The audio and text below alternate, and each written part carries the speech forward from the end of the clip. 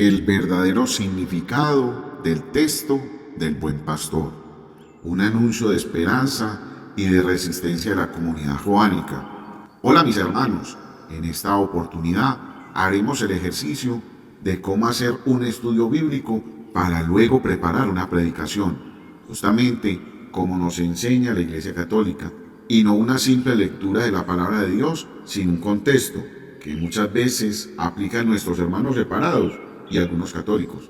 Por eso, bienvenidos a este espacio de investigación. Hoy nos alejamos de la imagen romántica y pastoril que suele decorar nuestras paredes para adentrarnos en uno de los textos más revolucionarios del Nuevo Testamento, Juan capítulo 10. Para este análisis nos guiaremos de la mano de uno de los gigantes de la exégesis del siglo XX, el sacerdote académico Raymond Brown. Descubriremos que este buen pastor no es solo una figura de consuelo, sino un título de soberanía, un conflicto político y una revolución del lenguaje. La teología joánica como una herramienta de resistencia y esperanza. Integrar la investigación de Raymond Brown a las enseñanzas del Papa Francisco sobre la escucha nos ayudará mucho para entender este texto bíblico y una mirada compasiva hacia las periferias actuales, concluyendo con una apelación a la justicia social y a la dignidad humana. El título que utilizaremos el día de hoy se llama La voz en la periferia, el pastor como un acto de resistencia. Juan 10. Tengan en sus manos la Biblia y empecemos a sumergirnos en la palabra de Dios y descubrir el que quería comunicarnos. Nuevamente, bienvenidos, hermanos y buscadores de la verdad. Hoy no vamos a leer una historia bonita sobre ovejas. Vamos a entrar en una disputa de autoridad. Para entender a Juan 10 hay que sentir el frío de Jerusalén. El evangelista nos dice que era invierno y que Jesús caminaba por el pórtico de Salomón. Juan 10, del 22 al 23. Se celebró entonces en Jerusalén la fiesta de la dedicación. Era invierno. Jesús se paseaba por el templo en el pórtico de Salomón. Vamos a descubrir que este texto es una teología contextual, una reflexión de la fe aplicada a la realidad concreta. Juan no escribe para pastores de campo, escribe para una comunidad que está siendo perseguida y expulsada de sus raíces. Empecemos. Primero, el pastor en el mundo judío, identidad y supervivencia. En primera instancia, es fundamental comprender que la figura de pastor no era únicamente una referencia bucólica, o sea, no es un simple texto del mundo del campo, sino un título político y teológico profundamente arraigado en el Antiguo Oriente Próximo. Desde los sumerios hasta los babilonios, los reyes eran denominados pastores de su pueblo. En el contexto del Antiguo Testamento, el texto de Juan dialoga directamente con Ezequiel capítulo 34, donde el profeta Ezequiel nos cuenta cómo deben ser los pastores y las ovejas. El profeta denuncia cómo los pastores se aprovechan de las ovejas con intereses materiales y no por un bienestar, donde Dios denuncia a los malos pastores de Israel, los líderes políticos y religiosos, que pueden manipular la doctrina mentalmente para su provecho y que se apacientan a sí mismos. Y promete Jesús el mismo que Él será el pastor de su pueblo. Hay que entender este contexto sociocultural. En la Palestina del siglo I, el pastoreo era una actividad de subsistencia. El redil, o sea, el corral de ovejas, era a menudo una estructura de piedra compartida donde varios rebaños pasaban la noche. La capacidad del pastor para llamar a sus ovejas por su nombre y que éstas reconozcan su voz es un fenómeno documentado de vinculación auditiva real entre el animal y su cuidador. Raymond Brown nos advierte en su obra El Evangelio según San Juan que para entender este capítulo debemos mirar más hacia atrás. En la cultura del Antiguo Oriente, el término pastor era un título real. Reyes como Hammurabi se llamaban a sí mismos pastores. Sin embargo, Jesús utiliza esta figura en el contexto del conflicto y terminan con la crítica hacia las élites. La academia sostiene que el discurso del buen pastor es una continuación directa del capítulo 9, o sea, de la curación del ciego de nacimiento. Jesús está increpando a los fariseos. Mientras ellos expulsan al ciego de la sinagoga, Jesús lo recoge. El redil, el outlet. Arqueológicamente, el redil no era una casa individual, era un recinto de piedra compartido por varias familias. Por la mañana cada pastor llegaba y llamaba, y visualiza un detalle filológico vital. Las ovejas no siguen a cualquiera, reconocen la frecuencia y el tono de su dueño. Si un extraño intenta imitarlo, el rebaño inmediatamente se dispersa. Para entender por qué Jesús se llama a sí mismo pastor, debemos borrar la imagen de los cuadros modernos y viajar a la Judea del siglo I. Ser pastor en el pueblo judío no era una profesión romántica, era un oficio de supervivencia y cercanía extrema. El pastor judío no arreaba a las ovejas desde atrás con un látigo, él caminaba siempre delante, dormía en el suelo con ellas, compartía su misma agua y las protegía de los depredadores con su propia vida. En la tradición de Israel, el pastor era la figura del líder que no abandona. Recordemos al joven David, que luchaba contra leones y osos para salvar a una sola oveja. Él le contaba esto al rey Saúl, cómo las defendía, en 1 Samuel, capítulo 17, del 34 al 35. Cuando el evangelista Juan utiliza esta imagen, está apelando a una memoria colectiva. Dios mismo es el pastor de Israel, contando que el Señor es mi pastor y nada me faltará, de Salmo 23. Por lo tanto, al decir Jesús, yo soy, está reclamando una autoridad divina que choca directamente contra los poderes políticos y religiosos de Jerusalén, y por esta causa termina crucificado por poner en crisis a estas autoridades. Vean pues qué detalle tan importante nos cuenta Brown. El Evangelio de Juan fue escrito en un momento donde los cristianos de origen judío estaban sufriendo aposinagogos, excomunión o expulsión de la sinagoga. Esto significa, cuando Jesús dice que hay ladrones y salteadores, en Juan 10, capítulo 8, el evangelista Juan está denunciando a los líderes religiosos de su época que cerraron las puertas a los creyentes de Jesús. La fiesta de la dedicación. El texto se ubica en la fiesta de Hanukkah. En esta fiesta se celebraba cómo los macabeos recuperaron el templo de manos de falsos líderes.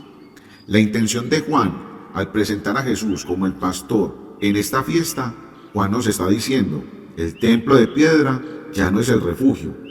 El verdadero refugio es la persona de Jesús. El evangelista quiere transmitir que Jesús es la nueva identidad del pueblo de Dios. Ahora sí, entremos en el contexto. Brown divide esta sesión en dos figuras que a veces nos confunden. Jesús como la puerta y Jesús como el pastor. Cuando hablamos de la puerta, en el versículo del 7 al 10, en el contexto palestino, a veces el pastor mismo dormía en la entrada del redil cuando éste no tenía puerta física. Él era la barrera. Brown señala que aquí se establece la exclusividad soteriológica de cómo es la salvación. Solo a través de la humanidad de Jesús se accede a la vida plena. El pastor, Kalos, del versículo 11. Aquí hay un detalle técnico precioso. El griego no dice ágatos, que significa bueno en sentido moral, sino kalos. Jesús es el pastor bello o noble. Explica que es bueno porque su labor es perfecta, estética y auténticamente ligada a la verdad. El conocimiento como comunión. Cuando el texto dice, conozco las mías, Brown utiliza la base hebrea yadá, que no es saber datos biográficos de la oveja. es una relación de copertenencia. Es el mismo tipo de conocimiento que existe entre el Padre y el Hijo. 2. La comunidad joánica y las periferias de hoy. Empezamos por establecer el mercenario y el lobo, una sociología de aquella época. Brown hace un énfasis magistral en la figura del mistotos o mercenario. En la economía de la subsistencia de Judea, un asalariado no arriesgaría su integridad por un animal que no es suyo. El lobo representa todo aquello que dispersa, en griego, scorpisei. El pastor de Juan, a diferencia del mercenario, ejerce una soberanía paradójica. Entrega su vida no por accidente o derrota, sino por exousia, autoridad o poder. Autoridad o poder propio. Este texto nace en un dolor profundo. La comunidad para la que Juan escribió estaba viviendo la aposinagogos, la expulsión justamente de las sinagogas. Esto lo vemos en Juan 9:22. Eran personas que lo habían perdido todo: su familia, su estatus social y su seguridad, simplemente por creer en Jesús. Esa comunidad expulsada es el reflejo de muchos de hoy. En nuestra sociedad contemporánea vemos a quienes viven en las periferias, lugares marginados, tanto geográficos como existenciales. Son los olvidados por los sistemas económicos, los que han sido alejados de las mesas donde se toman las decisiones, los que deambulan por las calles de nuestras ciudades sin que nadie sepa su nombre. Para Juan, Jesús no es el pastor de los que están cómodos en el templo, sino el pastor de los que están afuera, de los que han sido echados. Juan 9, del 34 al 35. Es el refugio de los que no tienen hogar. La puerta y el pastor noble. Vamos a hacer una exégesis y filología. La puerta, la altura, Jesús dice: yo soy la puerta de las ovejas. Juan 10:7. En los rediles de piedra del campo, el pastor se convertía físicamente en la puerta. Sus ovejas pasaban por encima de él para entrar a descansar o para salir a pastar. Esta es la puerta por la que pasan los que han sido excluidos. Jesús es el único acceso a la verdadera libertad. Una puerta que, a diferencia de las sinagogas de aquel tiempo, siempre está abierta para el que sufre. El pastor noble, hopoimen hokalos. Como hemos mencionado, el término griego kalos de Juan 10:11 significa bello, noble, competente. Jesús es bello porque su amor es auténtico. No es un mistotos, o sea, un mercenario o un asalariado, que trabaja solo por dinero y huye cuando ve venir el lobo. Y esto sí que se pudiera aplicar a la actualidad, pero esto es otro tema de otro video.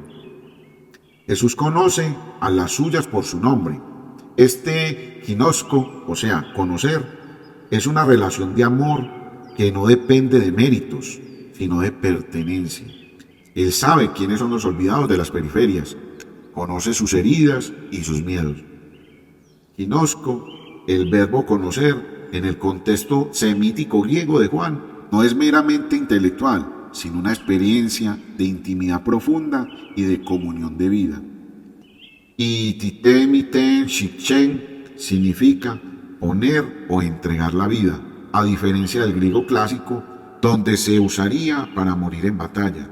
Aquí detona una entrega voluntaria y soberana.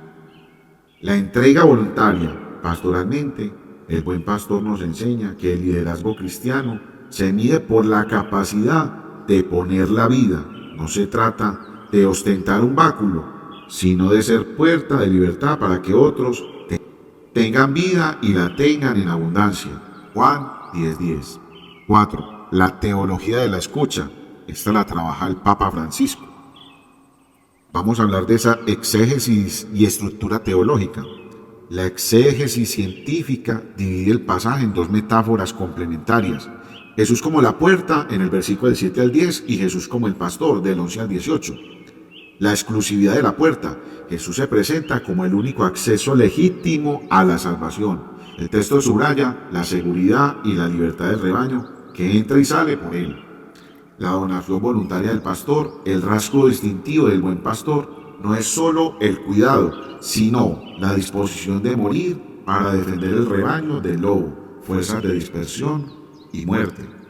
Y también hay un tema particular, la universalidad. El texto menciona otras ovejas que no son de este redil en el versículo 16, lo que alude teológicamente a la apertura de la misión hacia los gentiles y la unidad escatológica de la Iglesia. Aquí es donde el texto conecta con el magisterio del Papa Francisco. El Papa nos ha recordado insistentemente que la Iglesia debe ser una comunidad de escucha.